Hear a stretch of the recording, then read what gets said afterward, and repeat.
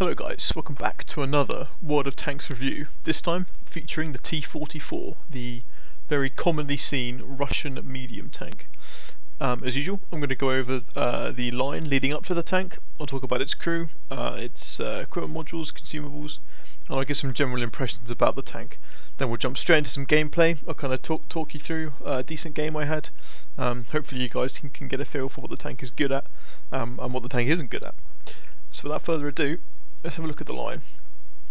The way I actually accessed the Russian medium line was I went into the heavy line first, and then I jumped up from the KV-1S into the KV-13. So I don't have much of an impression of the line before it, obviously. What I can say is the KV-13 is a really good tank, really nice and nippy, decent armour, nice and nimble. Plays in a very similar way to the T-43. They share a gun, this 85mm, which at tier 7 is pretty adequate. Does struggle against tier 8s, however that gold ammo is always there. It's got a reasonably similar DPM to the T-44's gun, actually, so it's not that much of a playstyle shock. It plays, just as well, I think. And again, T-43 and the KV-13 I thought were pretty similar generally. So, one playstyle definitely transitions into the other. I personally did better on the T-43, and I preferred it, but I think that's only because I'd kind of learned how to play the mediums on the KV-13 and then went into the T-43. This was really my first, I'm going to say, proper medium line. I mean, I played the Germans, as you know, up to the E50M. Wouldn't really call that a traditional medium line, though. This is my first kind of flanky, brawly kind of, medium line. And I'm really enjoying it so far, I have to say. These tanks are both pretty good. They get outclassed pretty hard by their higher tiers, but they're quite quick, quite nimble. And this is kind of something you lose going on to the T-44, which I'll talk about now. This is, as a general impression of the tank, very middle of the road. In World of Tanks you're always taught to play, well, not even taught, it's what you should do, play to the strength of your tank. If you're in a mouse, you side scrape, you use the armour. If you're in a Batchat, you use the speed and the camo. This tank doesn't really have any strengths. However, it doesn't really have any huge weaknesses either. The armour isn't good. The hull armour's pretty crap generally. The turret's quite good though. It's got okay gun depression. You can go hull down in it again, but it's not fantastic. Its speed is okay, but not exceptional. Its manoeuvrability for a medium tank is not great at all. And the gun is pretty average as well. The thing that does make this tank stand out is it does have better camos. Better camo than mediums of its tier. But anyway, we'll have a quick look at the stats. 1300 hit points. Again, pretty middle of the road. The Germans are normally going to have a little bit more. If we have a look at the Panther 2, 1400. Chinese is probably going to have reasonably similar. Well, 950. Oh, that's because it's a light, but so this would be the medium. 1200. So it's in there. Like, Russian tanks, normally rely a little bit more on their armor. They're normally quite, maybe, like, not a fair amount below the Germans of equivalent tier, but a decent amount. So yeah, 1300 health is perfectly respectable. That's sort of 4 hits from a IS-3, which is really kind of what you need to try and survive. Anyway, 34 tons, 680 horsepower engine. Not a slow tank, but I really find it sluggish. I feel like it just needs to be a little faster and a bit more agile than it is, personally. But that's just my opinion. This is not. I think that when people start playing this tank, particularly coming from the T-43, which really, I don't have the raw figures up in front of me. I'm just kind of going about how it plays. But the T-43 feels a lot more nimble than this. This does feel really lethargic. It feels like, it's an effort to spin this thing around and get it moving again. I'm not a fan of its sort of its acceleration. It's just, I don't know. I feel like it really needs help, and maybe that's where the remove speed governor comes in. which you can equip on these Russian tanks, and I haven't used it yet because I'm terrified of being set on fire in these things. But anyway, we'll go into that a bit later on. 51 kilometers per hour speed limit, again pretty decent. 44 plus 48 traverse, again, pretty good. 92 overall, so you can spin this tank around when you need to, but you kind of expect that of a medium. 90, we'll talk about the hull armour, and it's pretty bad, guys. 90, 75, 45. There's a sweet angle on the front, however, 90 armour, 90, nothing, you're a tier 8 tank now. You're going to be fighting other tier 8 tanks. IS-3 has got 225 pen on its gun. That ain't going to stop that. Tiger 2 has something similar. That ain't going to stop that. Even other T-44s have got 175 against 90 millimeters of armour. That's, basically double. They can hit you at almost any angle and will go in. So anytime you're fighting a T-44, guys, aim at the hull. The turret is actually not bad. This tank does have about, I believe it's 6 degrees of -6 of gun depression, which is pretty good, pretty respectable. The Russians had decent gun depression. It's not incredible. It's not American or British for that matter, but it's not Chinese. You've got a decent amount. You can make it work. And to that end, the turret actually works pretty well as well. For example, this is a better turret than what the E50M has, because I've had Rheinmetall Borsigs bounce off this turret numerous times. 120 at the front. Manlet seems to be pretty impenetrable. The ones at the side are 100, and then 100 at the back. Pretty good all round, honestly. It's a decent turret. It will bounce stuff if you can get hull down. Quite a low profile tank. So getting hull down is kind of difficult sometimes, particularly with the fact that its gun depression is okay, but it isn't fantastic. Let's have a look at the gun, shall we? What I'm going to do is I'm going to compare this to other guns of mediums of similar tiers. So we'll have a look at, now you've got to remember while I'm doing this that these mediums do not share play styles. The Panther II is more of a sniper, as is the British one, so naturally the guns aren't going to be as good, but it's it's just something that you need to learn to deal with. So comparing these things directly is often not not the most effective way of doing things. However, you got to do what you got to do sometimes. It's the only thing that really makes sense. Okay, so we have. So the T-44's gun is here. Comparing it to the Panther II's gun. Panther II fires faster. It has a lot more pen. 28 more pen. That's a big difference. 10 less alpha for... That's quite a difference in fire rate for 10 less alpha. It's more accurate. Has worse aiming time. Again, this kind of personifies the idea that the Panther II is just a sniper tank. Longer ranges. That's where that higher pen comes in. It does not have the speed and manoeuvrability of the T-44, so that's why.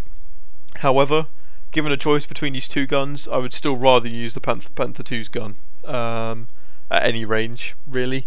Just the increase in pen, it's got better DPM. It's just a better gun. What more can I say? This is it. Okay, we'll talk about the British one before we go on to the Chinese. This again, it's more of a sniper gun. It's got worse fire rate than the Panther II's gun, but better than the T-44 still. 226 penetration. That's really quite incredible for a tier 8 medium. That's 51 more pen, guys. That's a lot. For two tanks of the same tier. If one tank has 51 more penetration on its gun, that is a serious difference, particularly when it's only 175 to 226. That's a big difference. 20 less alpha, 0.33 accuracy, 0.23 aiming time. Doing the maths on this, I'm pretty sure their DPM is so similar it almost makes no difference. Way more pen, way more accurate, same aiming time. Again, this gun, I'd rather be using this gun than the T-44's gun. But anyway, the one that it really compares to, because they're placed, so those two tanks, the Centurion and the Panther II, sniper tanks. This T-44 is not a sniper tank, okay? But you still have to compare them because they're all tier 8 mediums, but they do different things. Anyway, here we go with the what tank is this? The WZ-132? Anyway, whatever tank it is. Yeah. Better fire rate, same damage, 6 more pen, less accurate, longer aiming time. So the T-44 does actually have it here, I think. I would rather be using the T-44's gun. However, the WZ does have other advantages. The WZ actually has armour, and it's a bit more nimble, I feel, as well. So it's kind of horses for courses. But the point I'm trying to make to you guys right here is the fact that all these tanks have their roles. The Centurion, both Centurion and the Panther, snipers. That's what they do. It's what they're good at. They're not good at brawling, but they've got the penetration and the accuracy to nail stuff at long range and keep up that consistent DPM. The Chinese is really, it personifies the brawler. It's got good armor. It's quite nimble. T-44's gun is better, but you can still make this Chinese gun work. T-44 is, again, very, very middle of the road, you know, and it's in its gun especially, and in the rest of its stats as well. So just looking at this is in the vacuum, 6.98 rate of fire, not impressive. 175 pen, below average for the tier. 100, it's against tier 8s, it's fine. Against tier 9s, it really isn't. You know, if any of you guys ever played an IS-6, same amount of pen as an IS-6 here. An IS-6 really struggles against tier 9s. Okay, the IS-6 is much slower, and you can flank in this thing, and it's really what you should be doing in this thing. However, you can't. I mean, you know, you're not going to go through tier 8 heavies. Sorry, tier 9 heavies in the from the front. You're probably not going to go through most tier 8 heavies from the front with this, because it's not that accurate either. 0.35. I know some of you may think, oh, okay, well the E5, you know, has got 0.35 accuracy, and you said the E5's gun is really good. Well, it is, but this is, again, you know, you guys know about my conspiracy theories by this point. This, according to the stats of the gun, has the same accuracy as an E5. I've played an E5 and I've played this a lot, and I can tell you the accuracy of those guns are nothing alike. Absolutely nothing alike. This sometimes behaves. The accuracy does behave on this sometimes, and in the replay I'm going to show you, you will see it's a game where it does behave, and I do make some pretty clutch shots. However, I have had games in this where I miss as many shots as I hit. You know, and okay, I am trying to hit stuff at, you know, maybe 3, 4, maybe sometimes even 500 yards, but still, 0.35 accuracy, it should be hitting those things 80% of the time, and it just doesn't, guys. This, you know, all over the place occasionally. Really, it's horrific. Aiming time's okay. Alpha's not bad. One of the highest alpha for its tier, so that's fine. But again, it doesn't really excel anywhere. You know, it's okay. It hasn't got the highest alpha for its tier, but it still hasn't got good alpha. You know, it's still miles behind the heavy tanks in terms of alpha. Whereas, you know, once you go up to tier 9 and tier 10, the alpha of the mediums is much closer to the heavy tanks. This is still miles away. Okay, you know, not impressive. And I really think this is kind of where tier 8 mediums are in a bit of a hole. But I'll talk about that a bit later on. Already talked about the traverse. View range, not great. I wouldn't use optics on this because you're going to get outspotted by tier 9 and tier 10 mediums all the time. It does have better signal range. I just haven't fitted the bigger radio, because meh. What, I mean, meh. Crew skills. This tank has very, very good camo. That is kind of the thing that does set it apart from the other tier 8 mediums. So I went repairs first because, you know, this is a brawling tank. Would I go repairs in the French tanks? No. Russian tanks? Yes, because they are by nature more able to brawl, and really what you should be doing when you're flanking stuff, you're naturally going to be closer than if you're trying to snipe it, or obviously if you're scouting. You know, these are brawling mediums. Okay, T-44 less so than the ones after, the T-54 and the tier 10s. It can't do as well. However, it is, you know, it's the play style that you need to try and get into. So I think repairs is really, really crucial. After repairs, camo. You know, And again, it's kind of contradictory because it's like, well, what's the point in having camo if you're going to have repairs? Because if you're putting effort into repairing your tank, then you want to make that you want to really make that you know it's kind of contradictory. You're taking a skill that relies on your tank getting shot to work, but then you're taking camo, which stops your tank being seen. Yes and no. These tanks have a weird mix of using their camo and then brawling. Okay, so it's a bit odd, but it really shows. I mean, although this is a middle of the road tank, it is quite versatile. It can use range and it can brawl. So again, no real strength, but no real weaknesses either. Nice and versatile. But anyway, I would go repairs and camo. Take advantage of the camo this thing has. You can see it's got a nice low profile. So yeah, it's good camo, really good camo tank. After that, I would take specific skills. I would take clutch braking, or off-road driving. I would probably take clutch braking first. Snapshot, crucial. It's a German medium tank, which means you're going to want to get safe stowage on that loader, because these things like getting blown up. I get ammo racked about every other game. I have it damaged. I've been blown up a couple of times. It does happen, and the thing is, like, I've been blown up a couple of times, like not even by RT, but I've been blown up a few times by IS-8 shooting me when I've been on full health and I just get ammo racked. It just happens on this tank. Yeah, and it gets damaged a lot. This tank does take quite a lot of module damage, and also crew damage as well. If you get shot in the front, your driver will die. What can I say? It's a bit of a death trap, really. In terms of equipment, really the only other option I see here is coated optics. I wouldn't. You can, but the thing is, when you're in a game with tier 9 mediums, some of them are going to have coated optics, and they will spot you before you spot them. They're going to have better crews, and they're going to have better base view range. Yeah, I don't think it's going to end well for you, honestly. Other than that, I just remember the standard RAM events, vert stabs. In terms of ammo and consumables, don't really use the premium much in this. I find that if you're using premium, if you find yourself in a spot where you need to use premium, you're kind of doing it wrong. You shouldn't be engaging stuff from the front in this thing. You should be flanking. I do, however, keep some, because there are times when you really need your shots not to bounce, and this tank does troll you. It's only got 175 pen. I don't like firing at other tier 8s with 175 pen, let alone tier 9s. So it can be dodgy, okay? It's not great sometimes, so when I really need my shots to pen, those clutch moments, so I will switch over to gold. Always carry some explosive rounds with you for resetting caps and stuff like that. On the consumables, you do have some options. Dropping the fire extinguisher for a remove speed governor. Maybe even dropping the medikit. Sometimes your crew do get hit, not all that often, more often than other tanks, but it's not a real pain. So actually, I would probably drop the fire extinguisher. The small aid kit for the governor. Also, the governor's not a bad idea.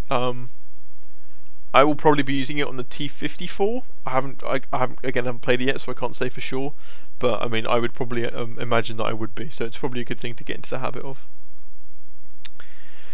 So overall impressions of the tank, the grind isn't bad. The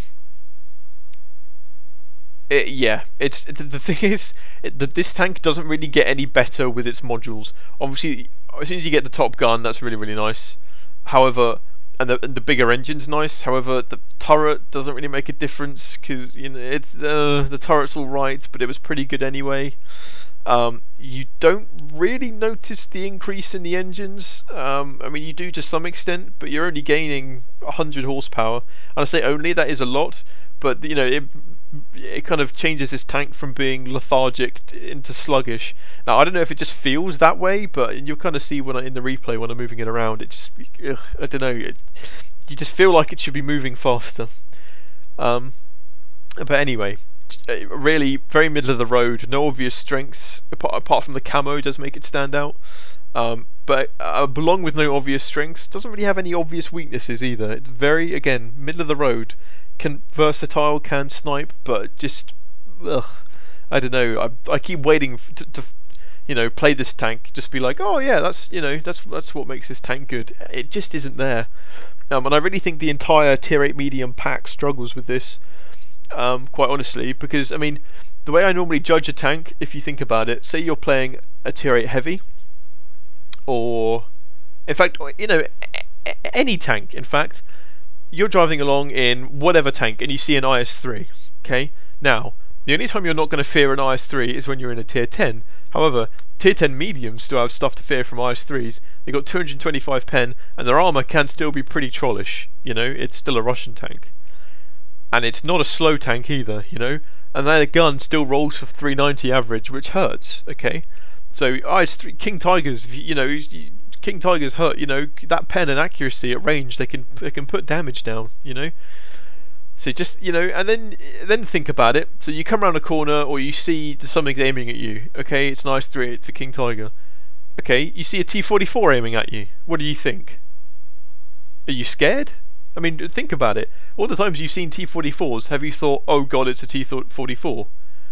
Because I know I haven't. I've thought, okay, it's a free kill. Quite honestly, I've never ever been in a situation where I've been scared of a T-44. Even in the T-43, I was fighting T-44s, and I was like, their arm is still crap. If you shoot the hull, I'm more nimble. The gun hasn't really got any more DPM. It's got more pen, okay, but it doesn't matter because it was going to pen me anyway. I don't know. I wasn't. And this is kind of a theme for the tier 8 mediums. The Panther 2, you fear a little bit more because its gun can pen you more reliably, and the Centurion's gun will pen you reliably, and it can sting from range. But again, that's really, I feel that's the judge of a tank for me. If I see it and I think, okay, I need to be careful, then I know it's got things about it that I need to watch out for.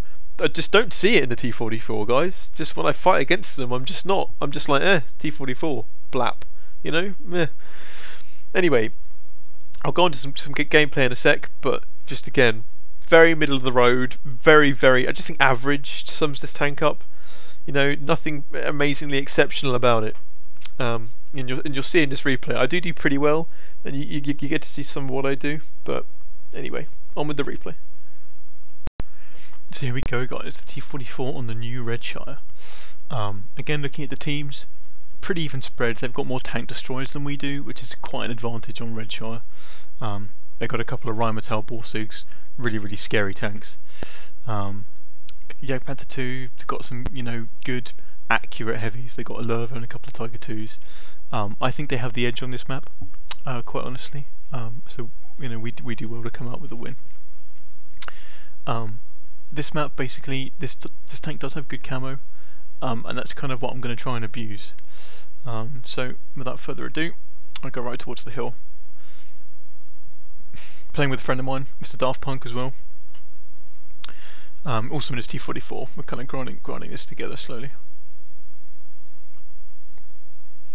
Now, just evaluating the map. Sorry, wrong button. Pretty even spread of tanks, honestly. Always nice to see that some going over here, some going up here. And we're going up to medium hill right here. Now, first thing you always tend to want to do at the start of a game, when no one knows you're here, you want to have a quick peek. Just make sure nothing's going to get spotted. I'll do it eventually. Yeah, there we go. Use the bush just to kind of make sure that, give myself the best chance of not being spotted. Have a poke up. Nothing doing. And there's the Luss. And he is going to get blown up pretty hard, I would say. And there's the old Jagdpanzer. Jagdpanther, sorry. Put around into him straight away. I knew he fired already, so I was quite happy just to kind of poke out and give him a quick slap. There's a lot of mediums up here. A lot of mediums indeed. And this is it's kind of the new place for mediums to go. This is turned from a map that used to be really quite unfriendly to mediums into one that's actually pretty friendly to them nowadays. You can do pretty well in a medium on this map. I've always found it a bit hard before. I found it was a bit too dominated by tank destroyers personally. Again, using that camo, he had no idea I was there until I fired. And as you can see, still have not been spotted. There you go. And again, the mediums up here, we're really just wolf packing. We do have an ice 3 up here with us as well. We really are just making use of, see something, everyone rolls up. And again, you can work this ridgeline in this tank, because this tank does have some gun depression. And if you get shot at, they're going to see most of your turret, and turret is good here. And again, you can see this gun, just a little bit of his tank, can be pretty reliable. This game, it treats me pretty well. I have had some howling misses with this gun before when it's really frustrated me, but not this game. Right here I see that this side of the map is in trouble. This is my view range, this circle here. I'm using a mod called XVM, which gives it to me. My draw distance is a little further than that, as you'll see. So, draw distance is going to be right about, as you can see. I know they're there on the map, but draw distance is when you can actually see them physically on the field in front of you. Try to see. The tiger should pop up. There we go. So that's about where my draw distance is compared to my view distance. So there's the tiger. You can see the aim time on this thing is still pretty long. And then again, that was a 500 meter shot, but you can see that my shell didn't even hit his tank. Camo on this thing though can't be understated. You can really see that it's still not been spotted. Pretty sure it'll be spotted now, however. No, see, still not spotted. I do have a camo crew, but they're only at about 60%, on 3 of them, not even 4. So the camo on this tank, really, really strong. And here we can start to put, the old gun to use. Now, the gun on this is not great compared to other mediums, but it can still put hurt down. So as this tiger's about to find out. There we go. Cheekily finish him off. Still just, we're kind of running away with this game a little bit.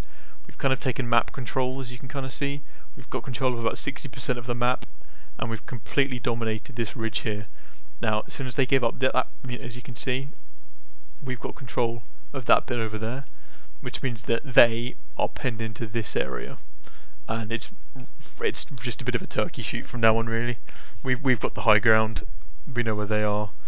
Yeah.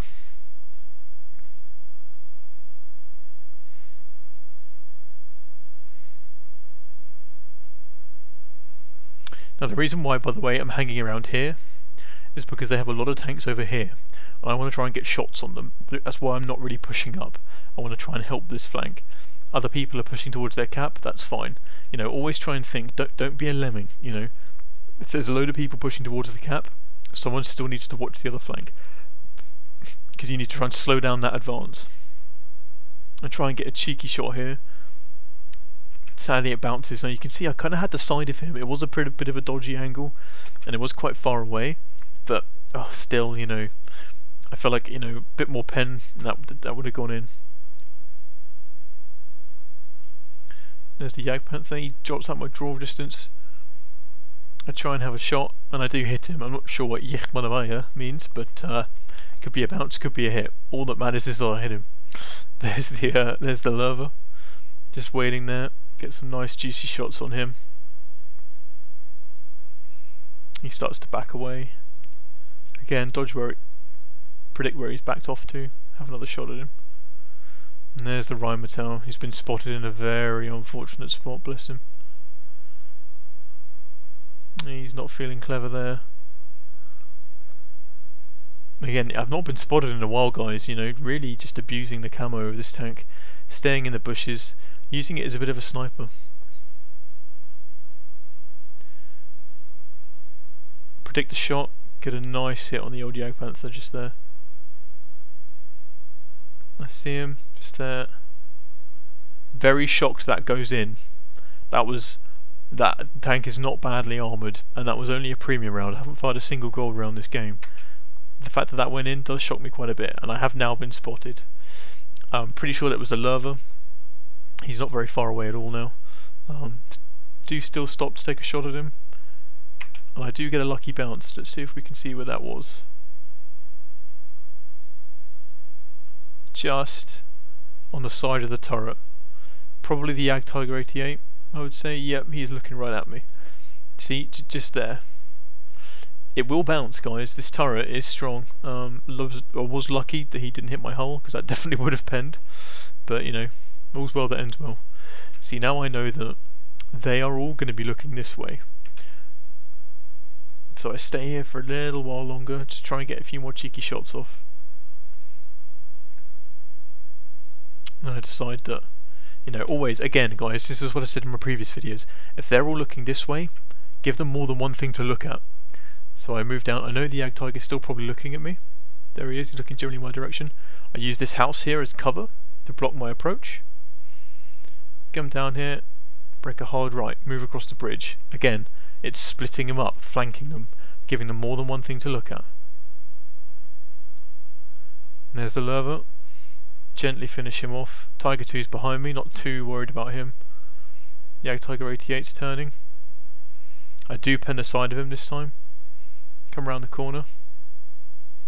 You see, again guys, look, he hasn't got a choice. If he aims at me, he's going to have all of this shooting at him. So he has to face that way, giving me nice big shots on the side of his tank. There's the Borsig, he's looking at me. But you see there, I reversed back to make sure he didn't shoot me, and then I finished him off. You know, if you see someone, so if you turn your turret to aim at another tank and you see them stock still staring at you, move. Don't wait to shoot. Always move first. Throw off their shot, leave it a second, come back out. Sometimes they'll still be looking at you, sometimes they weren't. Then I was okay to take the risk. Only a couple of tanks left, and I've got full health. And again, this guy, you know, still there. Now, we were going for a brothers in arms here, so much so that I, you know, fire a last shot there, and I leave him for my friend to finish him off, and I wait, and I look at him, and I wait, and I hold my shot, and then the cheeky I3 steals the kill. So there we go, guys. Really, just there, just abusing. I mean, you can see this thing can flank. The gun is, it's not exceptional, but it's pretty good. It does have the pen to actually pen stuff. You saw it, the gun being pretty well behaved there. Sometimes it isn't. Sometimes it's frustrating. But you know, it happens. I got just over 3k damage. And did pretty well generally. Didn't take any damage the entire game. You know, things you've got to abuse in this tank. It's a medium. You have to flank, guys. Don't play it like a heavy. You know, move. Keep moving. If you see an open spot or a new firing position, move to it. That's the advantage you have over heavies. You don't have armor. I see so many medium tanks playing their medium tank like a heavy. Okay, they play. It sounds stupid, but they've got a completely different play style. You're just always think to yourself, my advantage is speed. I can move around the map. Just use that, guys. Use it to flank, you know. And it's not even so much so that it's what, you know, oh, people say you should use speed, you know, so they, you know, you have this idea that, oh, if I'm not driving then I can't shoot. No, but it's true. But you saw what I did to the, you know, you saw what I did to the Tiger and the Borsig there at the end. Flanked both of them, and I picked up a lot of damage in the kill on one of them. You know, they're not looking at me. I don't have to worry about them firing back. I can just sit there to one side and just keep ramming shots into the side of them. Doesn't matter at all. And you know, and with most mediums, and this is, again, it's not a slow tank. It can move. So yeah, you're a medium tank, and in this particular tank, you got good camo. Use the speed, use the camo, really to your advantage, and you can really make the gun work. So there we go, guys. The T-44, pretty middle of the road, generally, not fantastic, but not bad. You know, if anyone ever tells you it's a bad tank, they are wrong. It doesn't really excel at anything, but it's average in every area. Okay. Now that makes it sound kind of bad. However, because it's average in every area, it isn't bad in any area. The armor on the whole is pretty crap, but it can bounce. It's got nice angles, but it's not great. Turret, pretty bouncy. Good gun depression. Pretty quick. It's not that nimble. It has, I really feel that circling stuff in this tank's a problem. But again, you're not a French light, yeah. The Russian meds have always kind of been about brawling and having a slightly better armor. Again, this is the first evolution of that. The T-44 and then onwards really kind of, they come into their own in that respect. The T-44, you start to get that kind of playstyle. And again, this does teach you the playstyle of the T-54, because the T-54, remember, meets exactly the same tanks that this does. It will see tier 10s more often, but it meets exactly the same tanks. However, the T-54 it's quicker, it's smaller, it's got better armor, it's got a better gun. It's better in every single way, and you can't say that about every tank that actually jumps up a tier, Comparatively, for example, the IS-3 has better armor tier for tier than the IS-8. I would rather fight a Tiger II in an IS-3 than I would fight an E-75 in an IS-8. And okay, the E-75 is overpowered and the Tiger II, maybe not so much for its tier, but even then, I would rather fight any other tier 8 heavy in an IS-3 than any tier 9 heavy in an IS-8. Yeah, and it's just how it is. So again, very middle of the road, average, not great, but not bad either. It's not an awful grind. I know some of you guys, are worried about that. The grind's fine. It doesn't make you want to punch the wall, but it's, sometimes it can be a little frustrating, but hey, sometimes you got to go through that, because next you do get the beast. There's a T-54, and that will be coming soon. I am gathering replays for this little tank here, the VK72. I don't want to say I'm struggling with it, but I'm not all that impressed. And I think that will be my next review up, so you guys can have a good look at it then. Anyway, thanks very much for watching, guys. Again, feedback, comments, throw them at me, and I will see you next time.